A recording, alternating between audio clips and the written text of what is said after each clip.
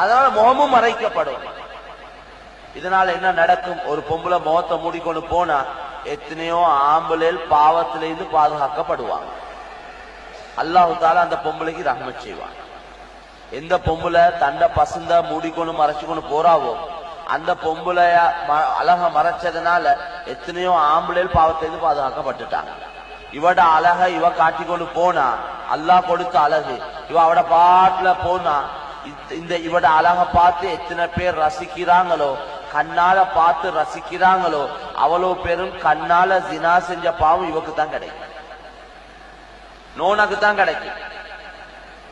நானா அதை ஏவ இல்லைன்னா நானக்கும் கிடைக்கும், ரெண்டு பேருக்கும் சேர்த்து கிடைக்கும். நானக்கும் நோனக்கும் சேர்த்து கிடைக்கும்.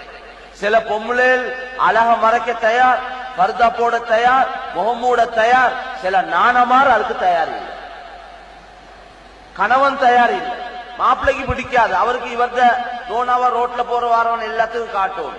இவன் நோனா எப்படி பசந்து பாருங்க. பாவத்தை வாங்கி அள்ளி கட்டுறாங்க பாவங்கள்.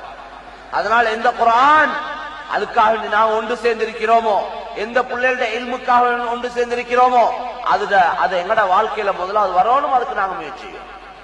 அதனால கண்ணியத்துக்குரிய மேலான சகோதரர்களே, பெரியவர்களே, தாய்மார்களே, சகோதரிகளே, எங்கள் எல்லாருக்கும் தேவை அல்லாஹ்வுடைய பொருத்தம் தான். இந்த மக்களை சந்தோஷப்படுத்தி முடிக்க இயலாது.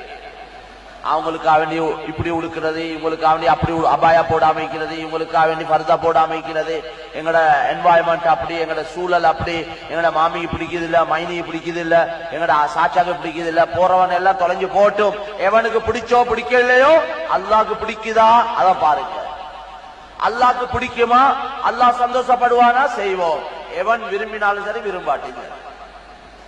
நாங்க இந்த உலகத்தில் அல்லாஹ் எனக்கு உங்களுக்கு வாழ்க்கையை தந்தது அல்லாஹ்வை சந்தோஷப்படுது.